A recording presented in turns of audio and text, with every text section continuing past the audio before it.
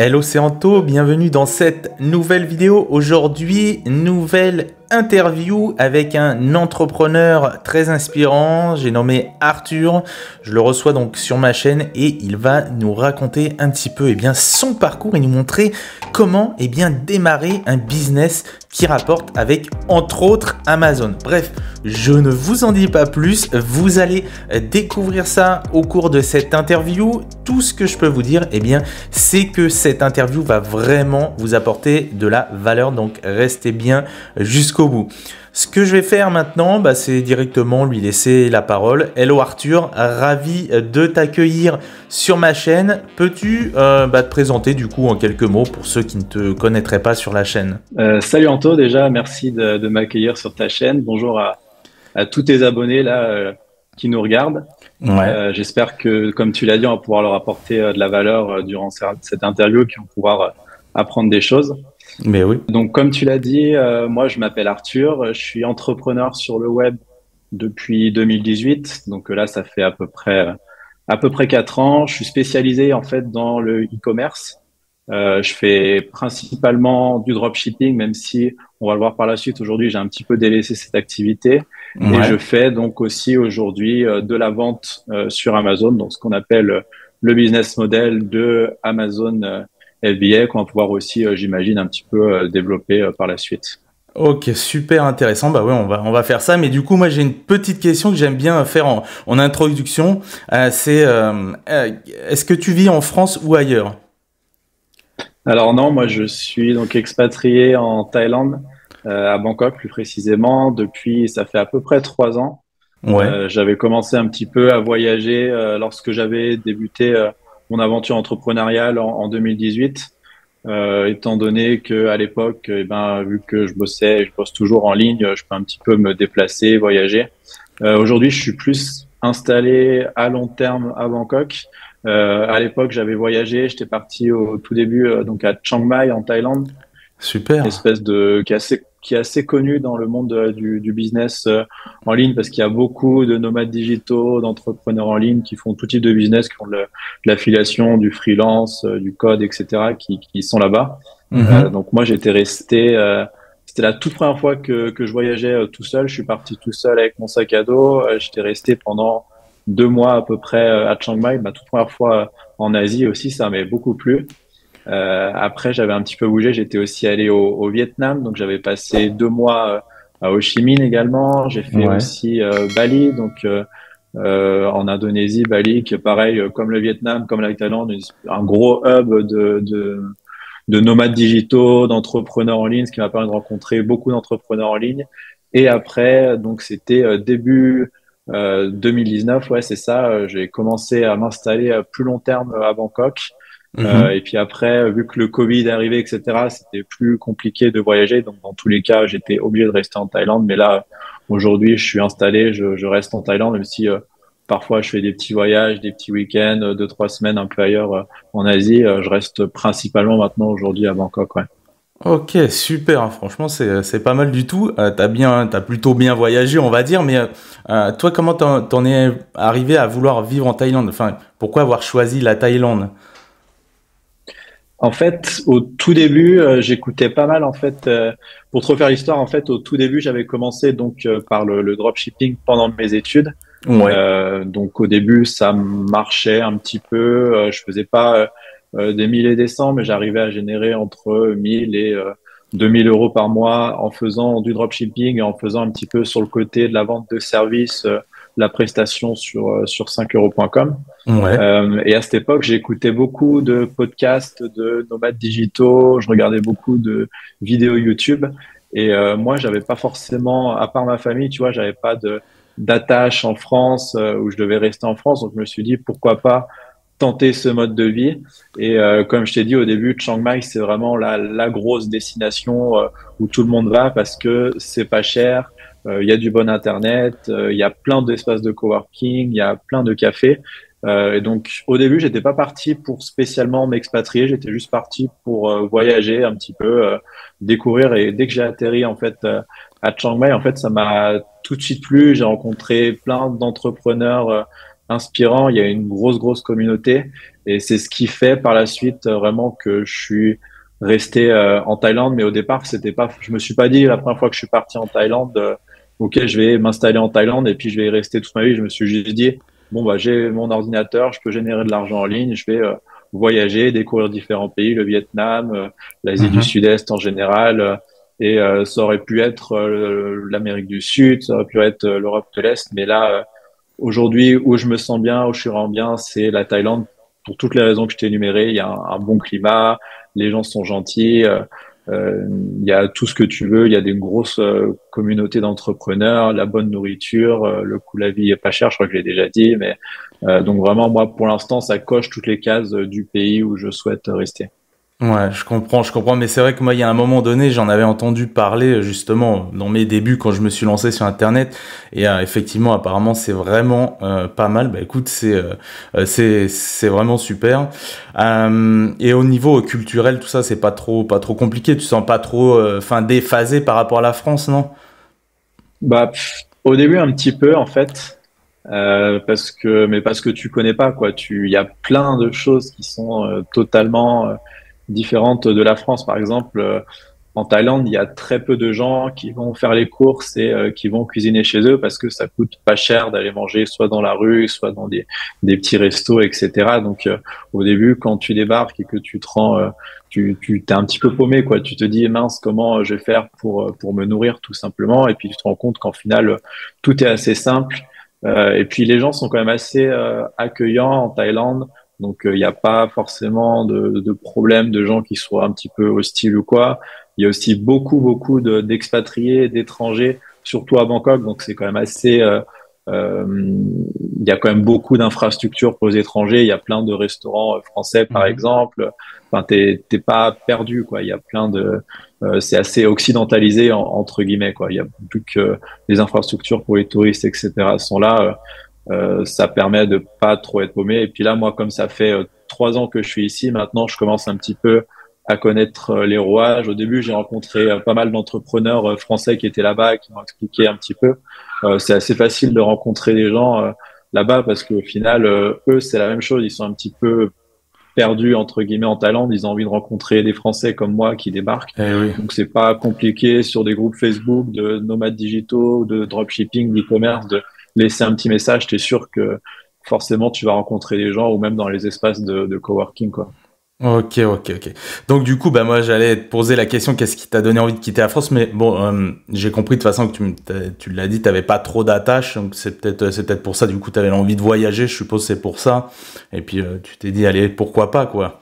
C'est, Ouais, je bah pense. je me suis dit ouais, il y a presque 200 pays dans le monde. Ça serait dommage de rester en France parce que je suis français, de pas voir ce qu'il y a à côté, quoi. Donc, je me suis dit autant aller voir. Et puis la Thaïlande, ça m'a beaucoup plu. Pour l'instant, j'y reste. Je sais pas si je vais y rester toute ma vie, mais pour l'instant, ça me convient. J'ai commencé un petit peu aussi à apprendre le thaï pour essayer de m'intégrer. J'ai ma copine ici avec qui je vis qui est thaï. Donc là, D'accord. pour l'instant, je suis quand même assez bien intégré et ça va quoi, je me sens pas exclu, même si tu sais forcément que jamais tu seras taille.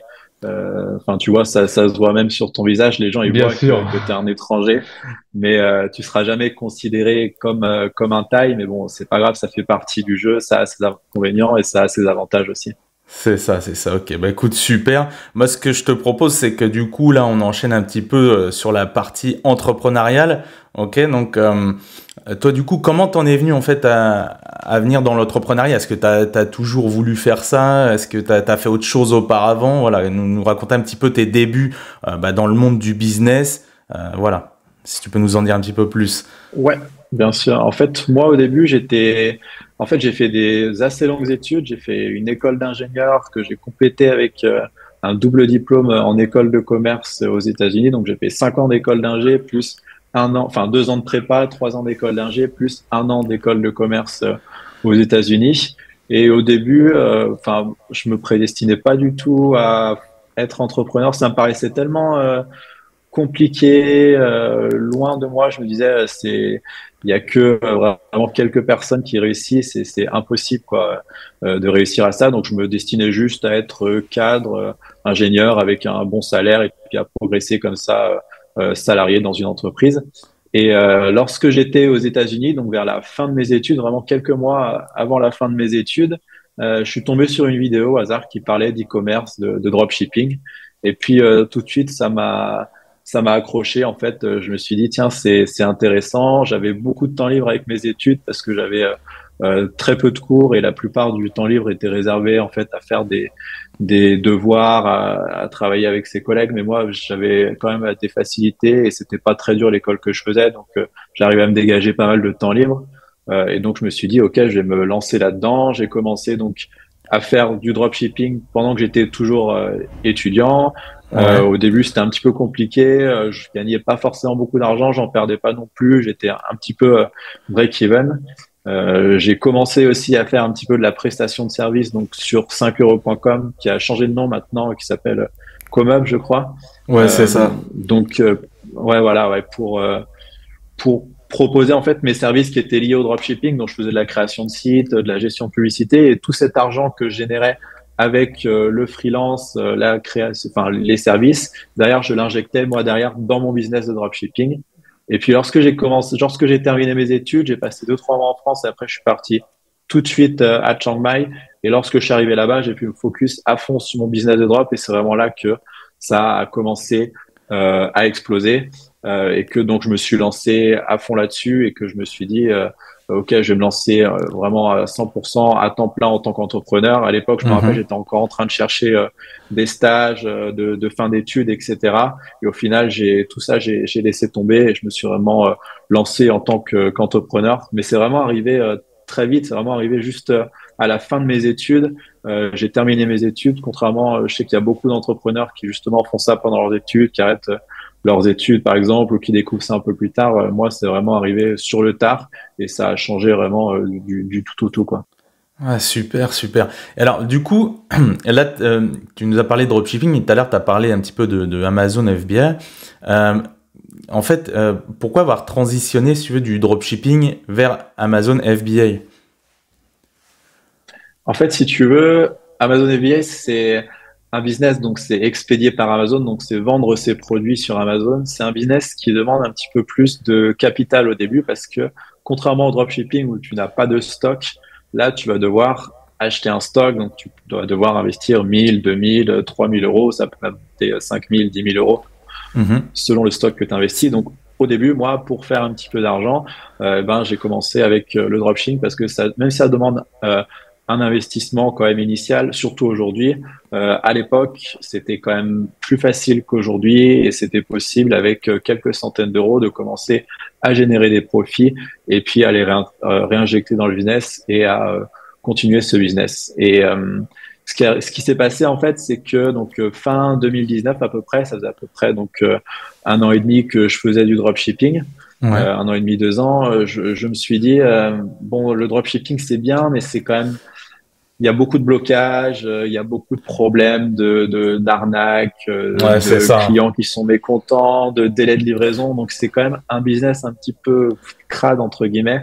Ouais, je suis Et donc d'accord là, je avec me suis toi. dit ok, bah ouais ouais. Donc je me suis dit bon, j'aime bien le e-commerce.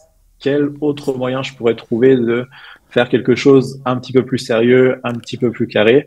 J'ai commencé à mener mes recherches et c'est tout de suite je suis tombé sur le business de Amazon FBA et pareil, ça m'a plu. Vu que j'avais déjà des compétences de dropshipping, de marketing en ligne, d'e-commerce, d'import de produits, etc., c'était quand même plus facile que si j'avais commencé sans avoir ces compétences-là. Et comme j'ai dit, Amazon FBA, c'est un business qui est beaucoup plus propre, beaucoup plus carré. Les gens sont livrés en un jour ouvré avec des produits de qualité. Même si c'est un business qui est moins explosif que le dropshipping, je pense que surtout aujourd'hui, c'est quand même une meilleure opportunité que le drop. Même si j'en fais toujours un petit peu de dropshipping sur le côté, j'ai mes Ouais. sites qui tournent en SEO, en Google Ads. Maintenant, je me focus vraiment à fond sur Amazon parce que c'est là qu'il y a le plus gros potentiel de croissance, de revente et que c'est un business qui est, comme j'ai dit, beaucoup plus propre, entre guillemets, que le dropshipping. Ouais, je comprends, je comprends. Ouais, ça a l'air vraiment intéressant. Mais alors, du coup, tu peux nous expliquer un petit peu plus en détail ce business-là. Par exemple, voilà, quelqu'un qui connaît pas du tout, il voudrait se lancer. Comment ça se passe? Que on a compris, en fait, ça a rien à voir avec l'affiliation, parce il y a l'affiliation avec Amazon, tout ça. Il y en a beaucoup qui connaissent ça. Là, c'est tout autre chose. Vraiment, quelqu'un qui démarre, qu'est-ce qu'il faudrait qu'il fasse? Où c'est qu'il va chercher des produits? Enfin, voilà, tu vois un petit peu, donner un petit peu une ligne directrice. En fait, ce qu'il faut savoir, la plupart des gens savent, mais il y a certaines personnes qui ne le savent pas, c'est que Amazon, c'est une place de marché.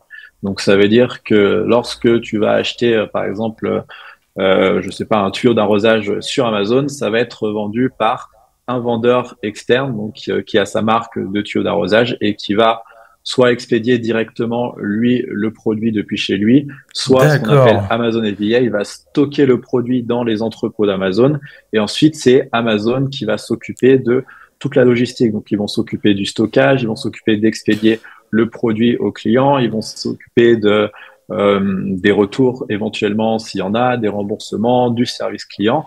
Et toi, derrière, en tant que vendeur, tu as simplement à envoyer ton produit dans les entrepôts d'Amazon, créer ton listing donc sur Amazon comme un listing classique que la plupart des gens ont déjà vu. Et Mhm. derrière, lorsque le client il commande sur Amazon, toi, tu t'occupes de rien. C'est Amazon qui va s'occuper d'expédier ton produit. Et ensuite, donc, en fait, la plupart des gens qui travaillent dans ce qu'on appelle en private label, donc en marque blanche avec Amazon FBA, comme moi je le fais, ils vont faire des études de marché sur Amazon, voir un petit peu avec certains logiciels quels sont les produits qu'ils vendent bien, où est-ce qu'il y a des Ouais. opportunités.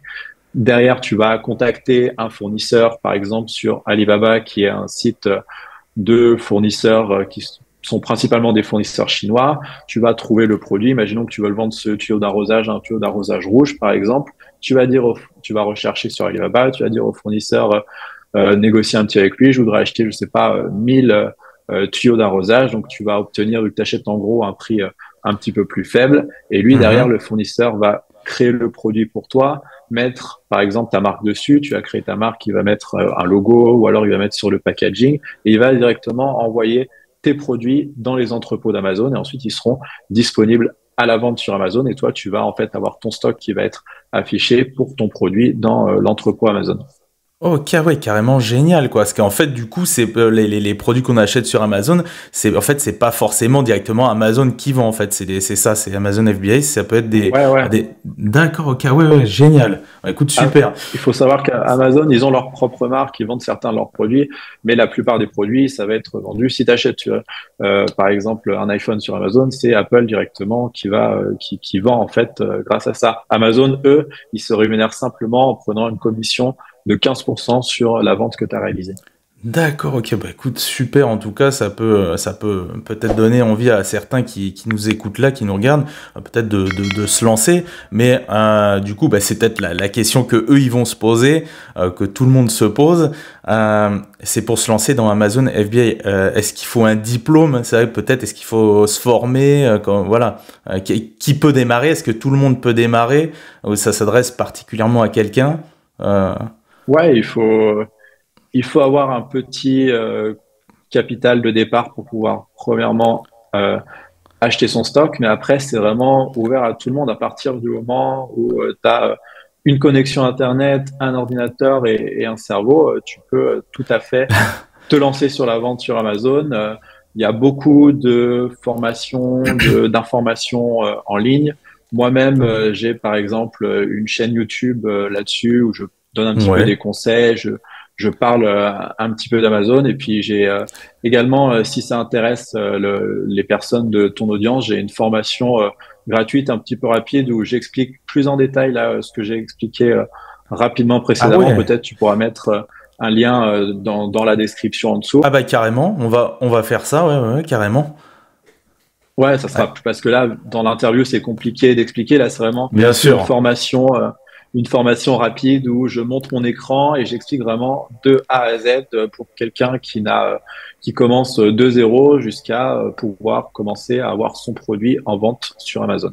Ah bah écoute, super. Bah, du coup, je ferai ça. Je vous mettrai ça donc dans la description et puis aussi dans les commentaires, je vous mettrai le lien de sa formation offerte. Bah écoute, c'est super sympa de ta part en tout cas. Parce que je suppose qu'il y en a à qui ça va donner envie. Et bah écoute, super. Ouais, ouais, carrément. Donc, vous l'avez compris, il n'y a pas besoin de diplôme, pas besoin de choses comme ça. Voilà, connexion Internet, ordinateur, un cerveau, comme tu as dit, et vas-y, bon. Et au moins se former, déjà commencer avec ta formation offerte, je pense que ça sera déjà vraiment pas mal. Bah écoute, super. Ouais, elle est Ouais. vraiment complète, la formation. Donc, il y a pas de. Tu peux vraiment lancer ton premier produit rien qu'avec cette formation gratuite. Ah, très bien. Bah écoute, super. C'est vraiment sympa de ta part. Mais là aussi, alors il y en a peut-être qui vont se poser la question, pourquoi tu as décidé, toi, de créer justement du contenu en plus de ce que tu fais avec Amazon FBA, bah, tes formations, ton blog, etc., etc. Pourquoi tu fais ça en plus du e-commerce? En fait, l'avantage avec le business Amazon, c'est qu'une fois que tout est entre guillemets en place, à part lancer de nouveaux produits, t'as pas forcément beaucoup de travail à faire sur les produits qui ont déjà été lancés. Euh, Parce que, comme je l'ai dit, Amazon s'occupe de l'expédition, de tout faire, quoi.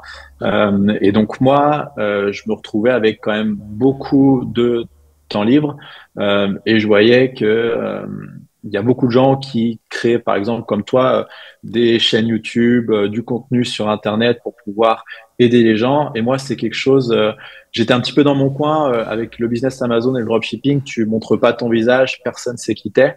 Et je me suis dit, ça m'intéresse quand même de commencer à créer un petit peu du contenu pour pouvoir déjà aider les gens, pour pouvoir moi également avoir des opportunités pour là, par exemple, on fait cette interview avec toi. Ça me permet de te rencontrer, de discuter un petit peu business avec toi. Je me suis dit, Bien toute sûr. cette partie un petit peu personal branding, créer du contenu, c'est aussi quelque chose qui m'intéresse beaucoup. C'est un peu une corde à mon arc d'entrepreneur qui me manquait. Et donc, c'est pour ça que j'ai commencé tout simplement à faire des vidéos face caméra. Ça ne demande pas forcément d'investissement. Je filme avec mon téléphone. Moi, tous les jours, j'ai des gens qui m'envoient des messages, qui regardent un petit peu mes vidéos, que ça aide. Donc ça aussi, c'est super gratifiant, contrairement à du e-commerce où, bon, certes, tu as des clients satisfaits, mais ils savent pas derrière qui les a aidés. Ils te disent Eh pas oui. merci Arthur, quoi. Ils te laissent des avis, ils sont contents de leurs produits, mais derrière, personne ne sait qui t'es. Donc je me suis dit, ouais, est-ce que ça serait pas intéressant de tester ce business vu que j'ai du temps libre, j'ai mes boutiques e-commerce qui me ramènent de l'argent tous les mois, qui me permettent de vivre. Donc, ouais, vraiment, cette partie de création de contenu, de création, de vente de formation, etc., c'est vraiment quelque chose qui m'intéressait beaucoup à lancer. Et c'est donc ce que j'ai fait.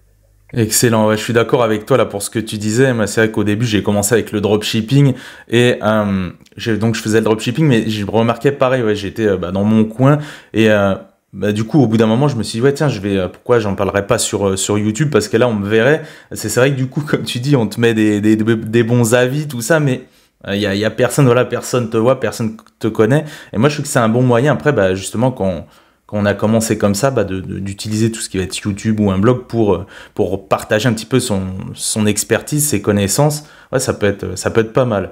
Bah écoute, Ouais, ça permet de diversifier, de pas tout le bien temps faire sûr. la même chose parce que le e-commerce, ça peut être un petit peu redondant. Là, je sais qu'au quotidien, j'ai toute cette partie de création de contenu à gérer. Si ça me saoule, je fais du e-commerce. Si le e-commerce me saoule, je crée un petit peu de contenu. Ça permet de diversifier et le temps que tu passes dans ton taf et tes revenus. Donc, c'est vraiment une super opportunité, quoi. Ouais, ouais, bah écoute, super, bah c'est vraiment sympa à toi d'avoir accepté cette petite interview. Du coup, bah écoute, je pense qu'on a fait un petit peu qu'on a fait un petit peu le tour. Et ce que je vais faire, c'est, je vous rappelle au cas où, donc je vous mettrai, comme je l'ai dit, le lien dans la description et dans les commentaires pour la formation offerte d'Arthur. Et puis, bah, si jamais, voilà, si jamais ils ont besoin d'échanger avec toi ou quoi, on peut te retrouver donc sur YouTube. Je pourrais même mettre le lien de ta chaîne sous la vidéo. Ils peuvent me retrouver sur YouTube, donc Arthur Travers, ou sur Instagram, arthur.tvs. Mais de toute façon, ils auront, lorsqu'ils téléchargeront la formation gratuite, ils auront tous les liens pour pouvoir me contacter. Donc moi, je réponds, c'est moi directement qui réponds, j'ai pas d'équipe ou quoi. Si les gens ont des questions, pas de souci, ils me les posent et moi, je leur réponds sous 24 heures. Eh ben écoute, on va se laisser là pour cette interview. On va finir la vidéo ici. Bah moi, je vous invite à vous abonner à cette chaîne si c'est pas encore fait. Et puis, ben, à la prochaine pour une nouvelle vidéo. C'était Anto. Ciao, ciao.